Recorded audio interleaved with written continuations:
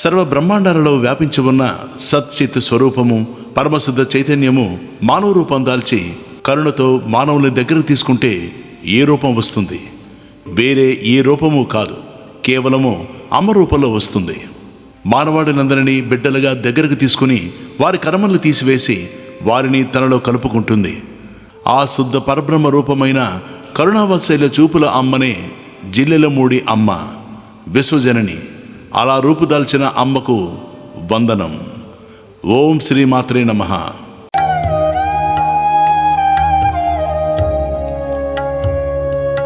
గుంటూరు జిల్లా పొన్నూరు మండలం మన్నవలో మన్నవ సీతారాం శర్మ రంగమ్మ దంపతులకు 1923లో పుట్టుకలేని అమ్మ అనసూయమ్మగా జన్మించింది.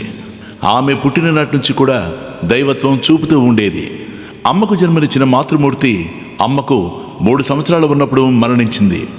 అందరూ ఏడుస్తుంటే అమ్మ మాత్రం దేవునికి వచ్చింది, దేవుని వద్దకు వెళ్ళింది అంది. అమ్మకు 5 సంవత్సరాల వయసులో అమ్మ మెడలో పులుగొరు గొలుసు తస్కరించాలన్న ప్రయత్నం చేసిన పోలీసు మస్తానుకు స్వయంగా గొలుసు తీసి ఇచ్చేసింది అమ్మ. అప్పటి నుంచి మస్తాను అమ్మ భక్తుడయ్యాడు. అమ్మ చిన్నతనం నుంచే ఆసనాలు వేయటము, ముద్రలు పట్టడము చేస్తూ ఉండేవారు.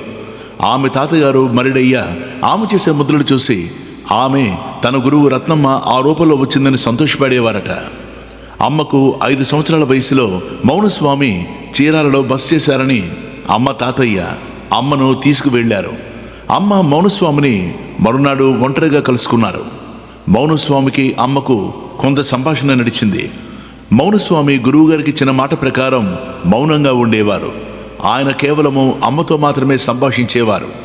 అమ్మ ఆయన సాగించిన తత్వ సంభాషణతో మౌనస్వామి అమ్మను అమ్మ నీవెవరు అని అడిగేవారట. ఆ మాటకు అమ్మ సమాధానం చెప్పకుండా ఉండేవారట. అమ్మ వివాహము అమ్మ 13వ ఏట మేనబావ బ్రహ్మాండము నాగేశ్వరరావుతో జరిగింది. ఆయన జిల్లెలమూడికి కరణం. అమ్మ వివాహానంతరము జిల్లెలమూడి వచ్చి అక్కడే ఉండిపోయింది. అమ్మ పాదస్పర్శతో జిల్లెలమూడి పుణ్యక్షేత్రమైంది.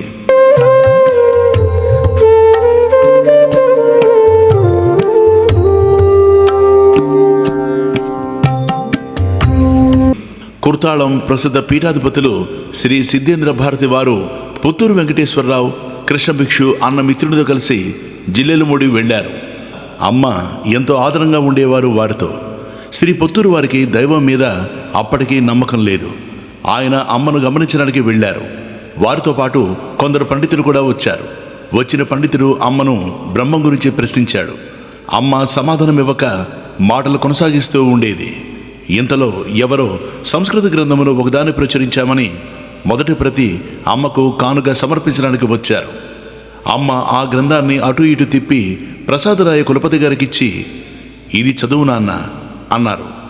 ఆ పండితుడు అడిగిన ప్రశ్నకు వారు చదివినది సమాధానమయ్యింది. అందరూ అమ్మ సర్వజ్ఞతకు ఆశ్చర్యపోయారు. అలాగే మరో ప్రశ్నకు ఒక ఇంగ్లీష్ పుస్తకం చదివించింది అమ్మ. వారికి అది చక్కటి సమాధానమైంది. అమ్మకు తెలియని భాష కానీ విషయం కానీ ఉన్నాయా?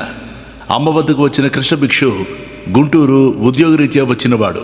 పూర్వము ఆయన అరుణాచలంలో రమణులకు సన్నిహితంగా మెలిగినవారు. పరమాచార్యులు కూడా సేవించారు. ఆయన రమణలీల అన్న గ్రంథకర్త. ఆయన గుంటూరు వచ్చి అమ్మను దర్శించారు. గుంటూరులో రాజధ్యానం అనే ప్రక్రియలో ఆయనకు 3వ కన్ను జ్ఞానం కలిగింది. ఆ జ్ఞానము వలన అనుకున్నది తెలిసేవి. అలా ఆయన అమ్మ గురించి తెలుసుకునే ప్రయత్నం చేస్తే అమ్మ సాక్షాత్తు జగన్మాతగా గోచరించింది ఆయనకు. అమ్మ బ్రహ్మాండాలలో ఉన్న పరమశుద్ధ చైతన్యమేనని తెలుసుకుని ఆశ్చర్యపోయారు ఆయన. తమ గతి ఏమిటని అడిగిన వారికి సుగతే అని సమాధానం చెప్పేవారు అమ్మ. ధ్యాసే ధ్యానమని బోధించేవారు అమ్మ.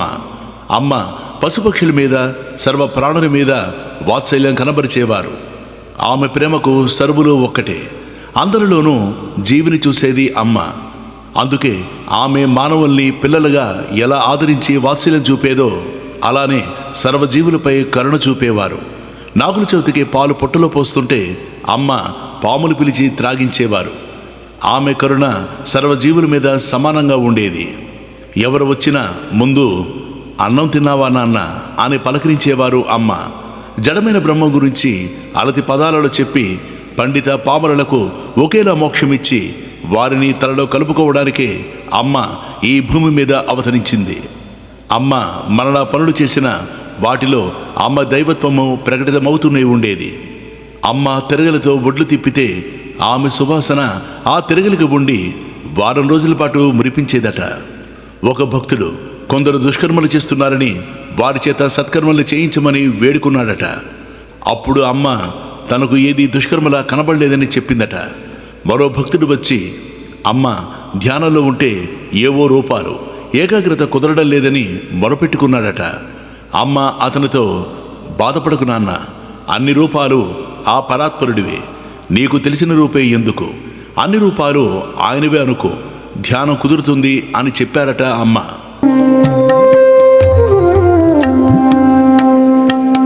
ఒకరోజు ఒక స్త్రీ వచ్చి, అమ్మ నాకు మంత్రం చెప్పు, మరణం చేసుకుంటా అని బ్రతిమలాడిందట. అమ్మ మంత్రమేమీ లేదన్నా ఆమె వదల్లేదు. అమ్మ కబురు చెబుతూ, ఎంతమంది పిల్లలు, పెళ్ళిళ్ళయ్యాయా అని అడిగిందట. భక్తురాలు సమాధానం చెప్పిందట. కూతురికి కోడలకు తేడా చూపుకు, కొడుకుకు అల్లుడికి తేడా చూపుకు, అదే అద్వైతము అంది అమ్మ. అద్వైతం గురించి ఇంత సాదాసీదాగా అమ్మే చెప్పగలదేమో. నిగ్రహము ఉండడం కోసమే విగ్రహము అన్నారట అమ్మ. వ్రతాలు నోములు అన్నీ కూడా అంతటా పరమాత్మని చూడడానికని అమ్మ చెప్పారట. మంత్రం అంటే అక్షరాలు కూర్చడం కాదు, మరణమే మంత్రం అన్నారు అమ్మ. గాయత్రి అన్నది ఎవరు వినకుండా కాదు, ఏ చప్పుడు లేకుండా ప్రశాంతంగా వినమని వివరించింది అమ్మ. తృప్తిని, శాంతిని, హాయిని ఇచ్చి సందేహ నివృత్తి చేయగలిగింది. ఏదైనా సందేశమే మంత్రం, మరణమే మంత్రం అని చెప్పేవారు అమ్మ. కాలు నిండా నీరు ఉన్నా దాహం తీర్చుకోవడానికి రేవు కావాలి, ఆలయం రేవు వంటిది అని చెప్పేవారు అమ్మ. ఒకనాడు ఒకరు అమ్మను సాధన ఎలా చేయాలని అడిగితే, వచ్చిన వారికి భోజన సదుపాయాలు చూడడమే సాధన అని చెప్పారట అమ్మ. అలానే చెయ్యమంది. కానీ మరుసటి రోజు 3 గంటలకు వచ్చిన భక్తులను భోజనం గురించి అడగలేదు మేనేజర్. అమ్మ దర్శనానికి తీసుకుపోయాడు. అమ్మ భోజనం గురించి అడిగావా నాన్న అంటే, 3 గంటలకు వచ్చారుగా, తిని వచ్చి ఉంటారు అన్నాడతను. అమ్మ వారిని భోజనం చేశారా నాన్న అని అడిగిందట. లేదన్నారు వచ్చిన భక్తులు. వారిని తిని రమ్మని పంపారట అమ్మ. మేనేజరు తప్పు తెలుసుకుని ఆనాటి నుంచి భక్తులకు భోజన విషయంలో శ్రద్ధ వహించాడు. చీరాల నుంచి 2 భక్తులు వారి ఇంటి చెట్టు కొబ్బరికాయలు, ఒక మల్లి చెండు తీసుకుని నడిచి వెళ్ళారు. వారు అమ్మ సన్నిధి చేరేసరికి అక్కడ పెద్ద ఉత్సవం జరుగుతూ ఉంది. అమ్మకు గజమాల వేసి ఉంటారు. వివిధ రకాల స్వీట్లు నైవేద్యంగా ఉంటాయి. అమ్మ కళ్ళు మూసుకుని ఉంటుంది, ముద్రలు పెడుతూ ఉంటుంది. ఆ చీరాల భక్తులు నెమ్మదిగా ఎవరూ చూడకుండా వారు తెచ్చిన కొబ్బరికాయల సంచి అమ్మ వెనక పెట్టి వచ్చారు. భోజనశాలలో భోజనం చేసి వస్తుంటే అమ్మ వాళ్ళని పలకరించింది. మీరు నా కోసం ఏదో తెచ్చారని చెప్పారని అక్కడ లేని వారి పేరు చెప్పింది. అతను వెళ్ళి సంచి చూస్తే మాల ఎండిపోయి ఉంది. మాల పడేసి కొబ్బరికాయలు తెచ్చాడా భక్తుడు. కొట్టి ఇవ్వమని అడిగింది అమ్మ. ఆ కొబ్బరి ఎంతో ఇష్టంగా తింటూ, దీనితో ఇంకోటేదో ఉండాలని అడిగింది. మాల ఎండిపోయిందని చెప్పారు. అమ్మ కరుణ చూసి వారికి ఆనాటి కుచేలను బ్రోచిన కృష్ణస్వామి గుర్తుకొచ్చాడు.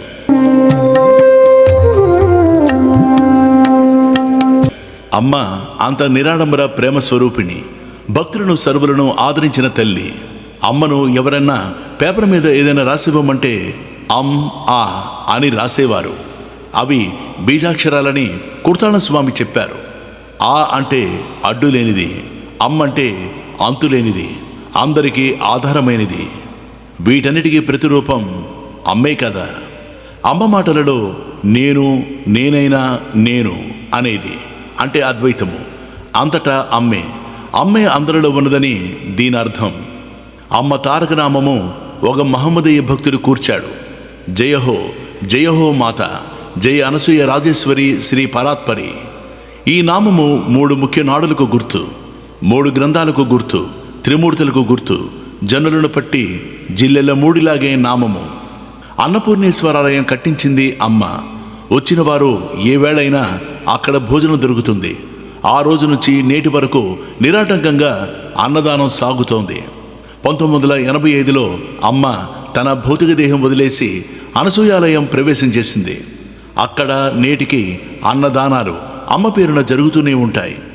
అమ్మ మాతృశ్రీ కాలేజీ, ఆసుపత్రి కూడా నెలకొల్పింది. జిల్లెలమూడి కూడా కాశీ రామేశ్వరంలో బోలిన పుణ్యక్షేత్రము. అమ్మ భక్తులు చేయవలసినది అమ్మ మాటలలో 10 మందికి భోజనం పెట్టండి నాన్న. అదే అమ్మ ఆచరించింది, బోధించింది. అమ్మ ప్రేమను, వాత్సల్యాన్ని కలిపి ప్రసాదంగా పంచింది. ఆ ప్రసాదము స్వీకరించిన పుణ్యమూర్తులు అమ్మ చెప్పినట్లుగా అది 10 మందికి పంచడం చేస్తున్నారు. జయ హో మాత, జయ అనసూయ రాజరాజేశ్వరి శ్రీ పరాత్పరి.